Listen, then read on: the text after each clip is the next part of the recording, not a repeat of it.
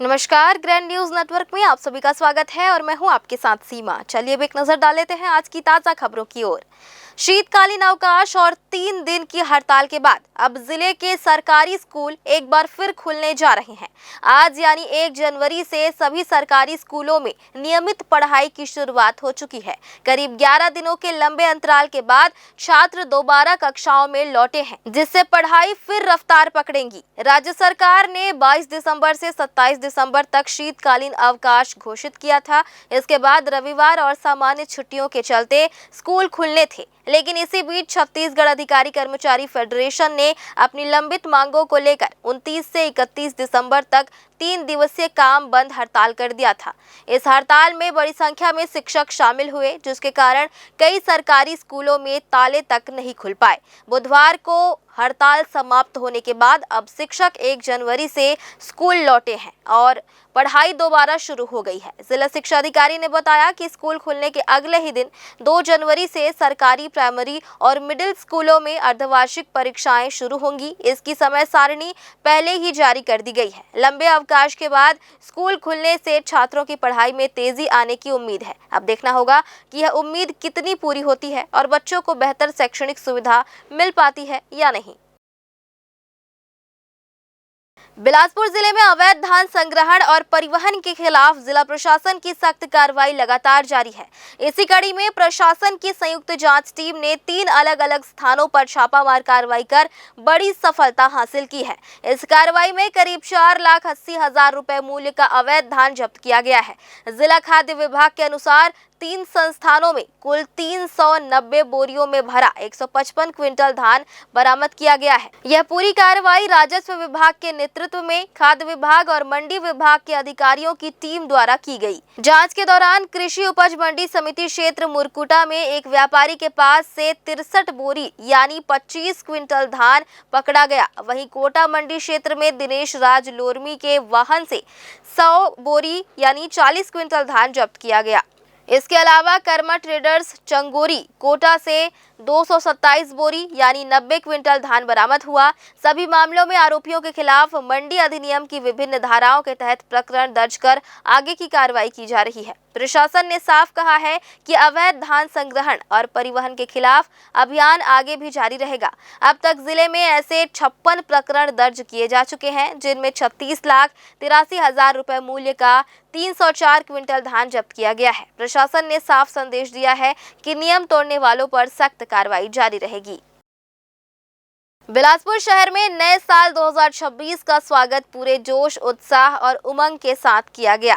जैसे ही घड़ी ने 12 बजाए, पूरा शहर हैप्पी न्यू ईयर के नारों से गूंज उठा। हर तरफ खुशियों का माहौल नजर आया और लोगों के चेहरों पर नई उम्मीदों की मुस्कान साफ दिखाई दी। नए साल की पहली रात शहर के लिए यादगार बन गई। आकाश में रंग बिरंगी आतिशबाजी ने रात को रोशनी से भर दिया। चमकती रोशनी और रंगों की छटा ने शहर को मानो दुल्हन की तरह सजा दिया। चौक चौराहों, कॉलोनियों और प्रमुख स्थलों पर लोग जश्न में डूबे नजर आए। युवाओं ने लाइव बैंड और म्यूजिक पर जमकर डांस किया। बच्चे खुशी से झूमते रहे, तो वहीं बुजुर्गों ने भी नए साल की बधाइयों के साथ इस पल का आनंद लिया। कई लोग अपने परिवार और दोस्तों के साथ तस्वीरें और सेल्फी लेते नजर आए।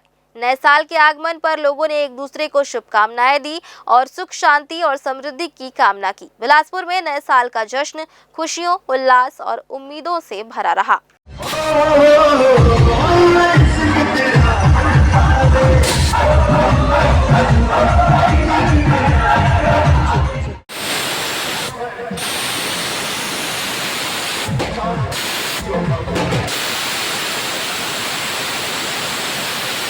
राज्य सरकार ने विधि विभाग के माध्यम से एक महत्वपूर्ण प्रशासनिक आदेश जारी करते हुए पैनल अधिवक्ताओं को बड़ी राहत दी है।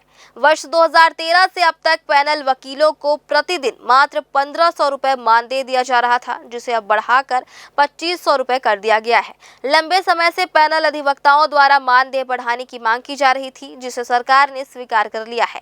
इसी आदेश के तहत छत्तीसगढ़ के महाधिवक्ता विवेक शर्मा को बिलासपुर हाईकोर्ट में राज्य सरकार का शासकीय अधिवक्ता एवं लोक अभियोजक नियुक्त किया गया है, जो उनके पदभार ग्रहण करने की तिथि से प्रभावशील होगी। आदेश आदेश में यह भी स्पष्ट किया गया कि सिविल प्रक्रिया संहिता और भारतीय नागरिक सुरक्षा संहिता के अंतर्गत महाधिवक्ता हाईकोर्ट में राज्य सरकार की ओर से सभी आवश्यक विधिक कार्यों का निर्वहन करेंगे। हालांकि कुछ विशेष मामलों में नियमों के अनुसार अपवाद लागू रहेंगे। सरकार ने यह भी तय किया है कि बिलासपुर हाईकोर्ट में पैनल अधिवक्ताओं को प्रतिदिन के आधार पर ही मानदेय दिया जाएगा और यदि एक ही दिन में एक से अधिक मामलों में सुनवाई होती है तब भी निर्धारित मानदेय ही देय होगा।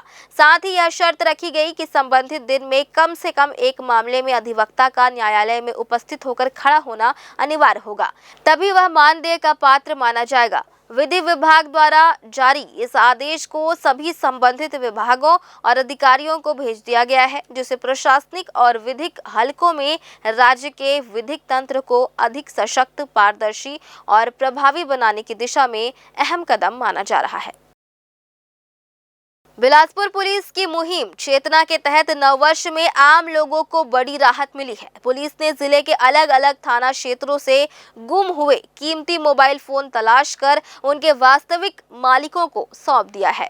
बिलासपुर जिले में मोबाइल गुम होने की लगातार मिल रही शिकायतों को गंभीरता से लेते हुए पुलिस द्वारा विशेष अभियान चलाया गया।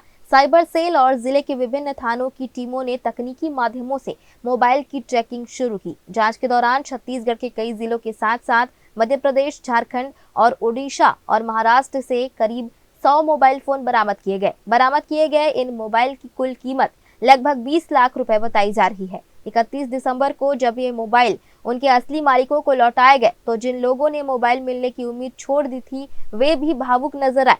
किसी के लिए यह मोबाइल रोजगार का साधन था तो किसी के लिए अपनों की यादों से जुड़ी अमानत। 9 वर्ष से पहले अपनी खोई हुई चीज वापस पाकर लोगों के चेहरों पर साफ मुस्कान दिखाई दी। अलग अलग लोगों से मोबाइल गुमने की शिकायत मिल रही थी, जिसको जांच किया जा रहा था और अलग अलग राज्य से झारखंड, उड़ीसा वगैरह से ऐसे कुल 100 मोबाइल बरामद किए गए थे, जिसको उनके ऑनरों को आज वितरित किया गया है। Bureau report, Bilaspur. बिलासपुर जिले के पचपेड़ी थाना क्षेत्र के ग्राम सुलौनी से महिला सुरक्षा से जुड़ा गंभीर मामला सामने आया है, जहां पीड़िता संगीता साहू ने गांव के सरपंच धनेश साहू पर घर में घुसकर छेड़छाड़ करने का आरोप लगाया है। मिली जानकारी के अनुसार 23 दिसंबर 2025 की सुबह करीब 5 बजे जब पीड़िता के पति सांस्कृतिक कार्यक्रम देखने बाहर गए हुए थे और वह घर में सो रही थी, तभी आरोपी घर के अंदर घुस गया और बिस्तर पर बैठकर उसके साथ छेड़खानी करने लगा। घबराकर पीड़िता चिल्लाते हुए घर से बाहर निकली। आवाज सुनकर आसपास के लोग बाहर आए और आरोपी को घर से निकलते हुए देखा। पीड़िता ने तत्काल अपने पति को घटना की जानकारी दी और परिवार से सलाह के बाद पचपेड़ी थाने पहुंचकर लिखित शिकायत दर्ज कराई, लेकिन आरोप है कि शिकायत दर्ज होने के बावजूद आरोपी के खिलाफ कोई ठोस कार्रवाई नहीं की गई। परिजनों का कहना है कि आरोपी खुलेआम घूम रहा है और बार बार थाने में गुहार लगाने के बाद भी जब कार्रवाई नहीं हुई तो आखिरकार पीड़िता और उसके परिजन न्याय की मांग को लेकर एसएसपी कार्यालय पहुंचे। एक महिला के साथ छेड़खानी हुई और उस महिला ने जहर खा लिया। पूरा मामला सुलौनी गांव का है, जो पचपेड़ी थाना क्षेत्र के अंतर्गत आता है। आखिर क्या कुछ हुआ है, घटना किसने ये हरकत की, उनके पति अभी हमारे बीच मौजूद है, उनसे हम जान लेते हैं क्या कुछ हुआ है, क्यों आपकी जो पत्नी है उन्होंने जहर खा लिया। हम उस दिन बेल्हे गांव में नाच हो रहे थे, छत्तीसगढ़ ही। हम सुबह 4 बजे गए थे सुबह, तो हमको वहीं देखा 4 बजे। तो उसके बाद वो 5:30 4 बज के उसे 4:30 बजे या 5 बजे आ गया हमारे घर में घुस गया अकेला पकड़, फिर छेड़छाड़ के मुंह धरा, सीना बाहें धर रहे थे वो। फिर उसके हमारे बच्चे को उठाया, हमारे बीबी फिर उठा तो भेजा मेरे बेटे को, तेरे बड़े अम्मा को उठाओ, तो जाकर उठाया, चिल्लाया तो सब उठा हमारे भौजी ने। फिर ये डर गया होगा, चिल्ला रखेगा तो फिर हल्का रह पाया। फिर हमारा बीबी झटका कर बाहर निकला चिल्लाते रोते समय, तो चिल्लाया बाहर निकला। फिर पड़ोसी भी उठ गया आसपास का पूरे। कौन है व्यक्ति? धनेश साहू। कौन है वो? धनेश साहू। क्या करते हैं वो? सरपंच है अभी। सरपंच है? हाँ। उन्होंने ऐसा किया? हाँ, वही किया ऐसा। फिर आपकी पत्नी जहर खा ली? तो कार्रवाई किया, थाना में रिपोर्ट लिखा। हाँ। तो थाना वाला सब किया, तो थाना वाला भैया यहीं बिलासपुर के लेडीज हॉस्पिटल है, लेडीज के पास जाओ कि थाने में बयान लेगा। तो यहाँ आया तो बयान लिया, कुछ नहीं किया। फिर उसका बयान फिर भेजा जाओ कोर्ट में। तो कोर्ट गया, वहाँ भी बयान लिया, तो वहाँ भी कुछ नहीं बताया हमको। फिर थाने वाला फिर हमको फ़ोन करके बुलाया, 2 गवाही उसका फ़ोटो दो हमको। तो ठीक है, हमारे अभी देंगे बोला। तो गया वहाँ थाने में, फ़ोटो दिया तो फिर उसको बोला, वो बोला हमको उसका नंबर रखो, क्या धनेश साहू का। तो हम रखे धनेश साहू का नंबर। तो लो लिखो के, तो नंबर लिखा, धनेश साहू का नंबर लिखा। फिर उस पुलिस ने फ़ोन लगाया, घंटी गया तो काट दिया, हमारे सामने उठाया नहीं, काट दिया। फिर हम गए अंदर में, तो फ़ोटो दिया 2 गवाही का। फिर हम चला गया घर। तो अभी कैसी है आपकी पत्नी की स्थिति? अभी गंभीर में है, अभी कुछ कहीं नहीं जा सकते। इनका साफ तौर पर आरोप है कि ग्राम के सरपंच ने इनकी पत्नी के साथ छेड़खानी की, जिसके बाद इनकी पत्नी ने इस व्यथा से तंग आकर जहर खा लिया और अभी वो यहाँ इस वेगस अस्पताल में भर्ती है, जहाँ उनके पति बता रहे हैं कि वो गंभीर स्थिति में है, उनका इलाज अभी जारी है।